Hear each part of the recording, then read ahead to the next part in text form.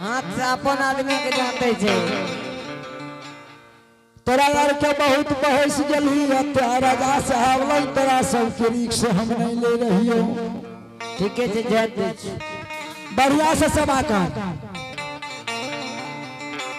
आगे नानकी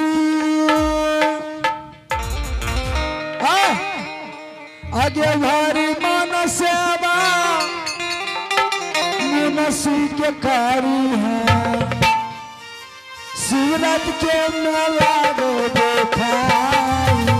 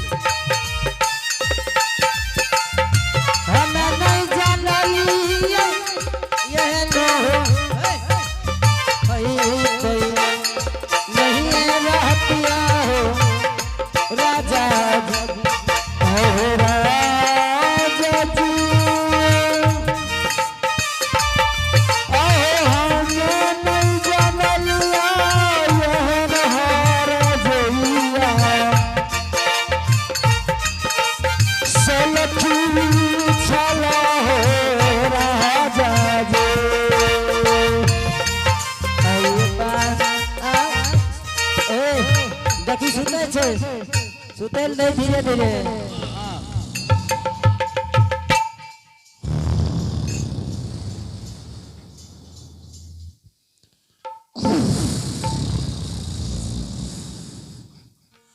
मास्टर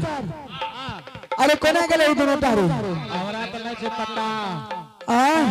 हमने जाने छिए अरे हमरा सुते बेल के उ सब भाग गेल हमहु त नहीं सुतल लिए तखनी से बड़ा नींद में ठीके छे अब हमहु जाय छी आराम करबे नहीं होता हमहु चल गेले घर ठीके छे ठीके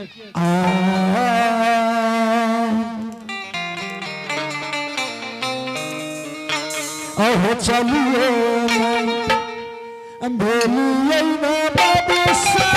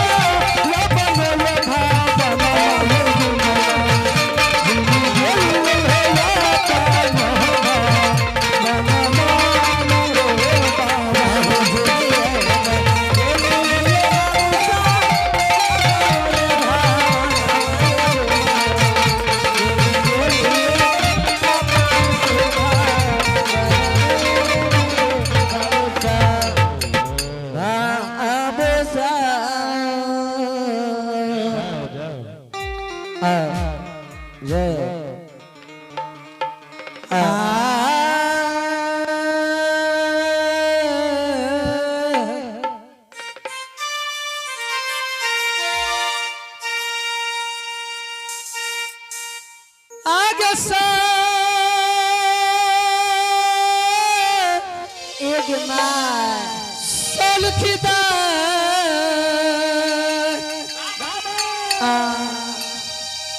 आगे जाला दिसया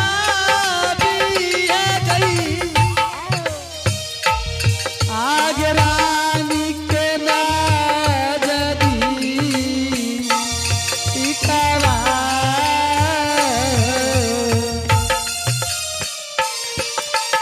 रंगा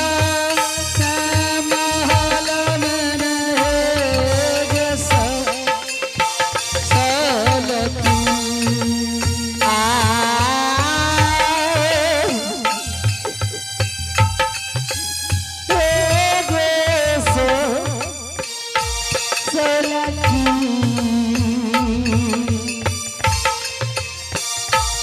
आगे से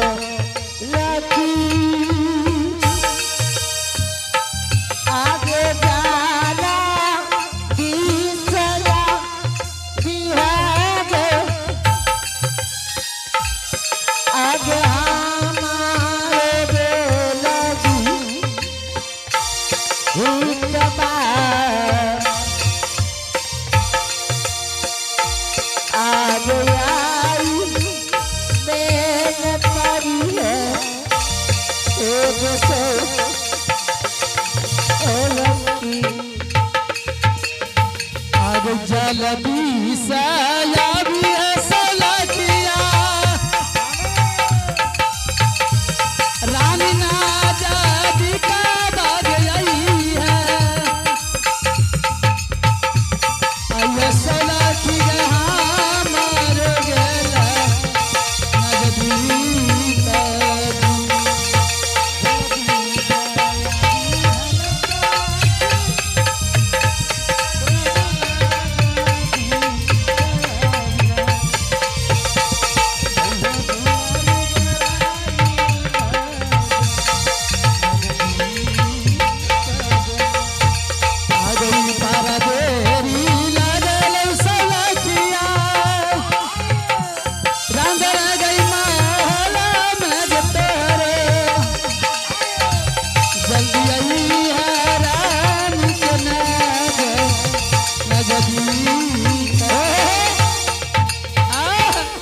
सलखी की भेलोगे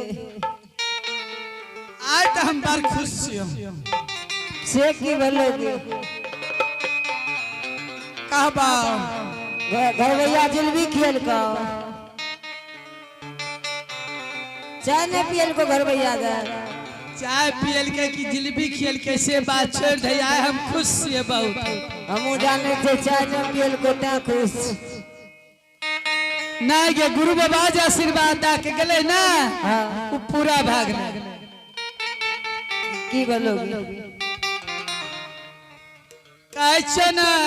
गुरु बाबा आशीर्वाद दा के गले से पूरा भाग एगे की गे ड्राइवरी पर परसेंट भेली तू केना के बुझै छी कि अखनी तो बहुत छोट छी एगे की गे पेट तो तोरा ना मर लाग छ चुप कहै छियै ना कि गुरु बाबा आशीर्वाद दा के गले हमरा कौन गुरु बाबा पपीपुर के बुझली पपीपुर के हाँ कनली बन गले आशीर्वाद दा के गले आए हमरा पेट में बालक छे ए गर्भवती छ आगे माँ ले की भेलोगे आगे माँ ये सलखी एक गिफ्ट बड़ा मीठा मीठा दर्द भै रहल छे हमरा पेट में आब राजा साहब के जल्दी फोन करी कि राजा साहब अते जल्दी से आब एते रात के देते गाड़ियो फोन करही न गे हे गे तिलकोनमा में तो गाड़ियो नहीं मिले छै गाड़ी नहीं मिले छे फोन करही न गे जल्दी सिना एम्बुलेंस लगेली 102 पर हे गे आब की करबै गे आब की करबै 102 पर कॉल करके तुरंत आता एम्बुलेंस हे गे बहुते आगे गलत माँ जल्दी सिना फोन करही एक ला बैठा कर लो आज से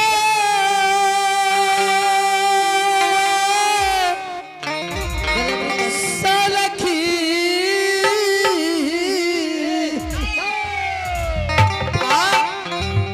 आगे या बनाई माता आगे या चामिता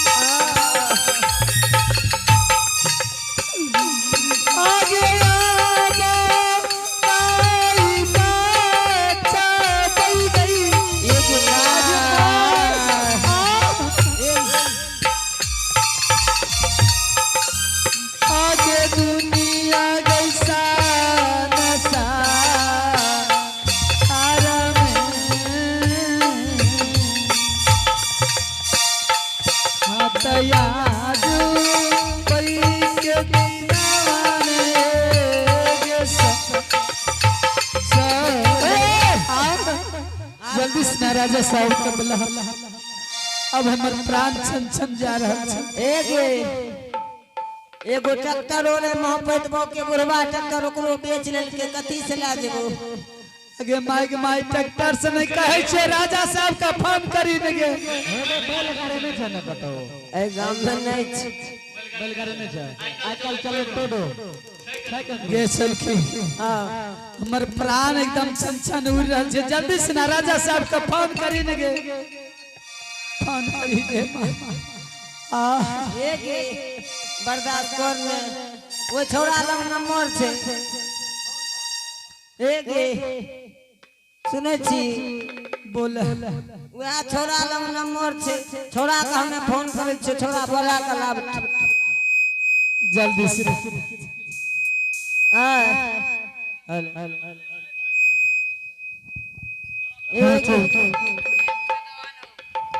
रुक फोन लगबै छी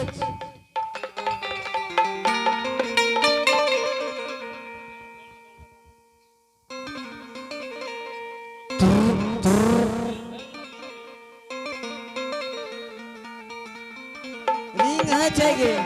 जल्दी सुना लगा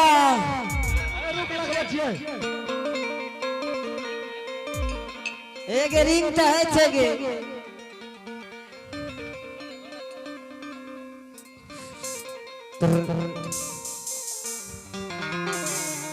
एक